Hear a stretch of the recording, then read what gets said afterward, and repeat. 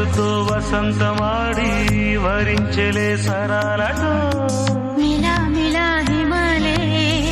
జల జల ముత్యాలుగా తడ తడ గళన తటిల్లత హారాలుగా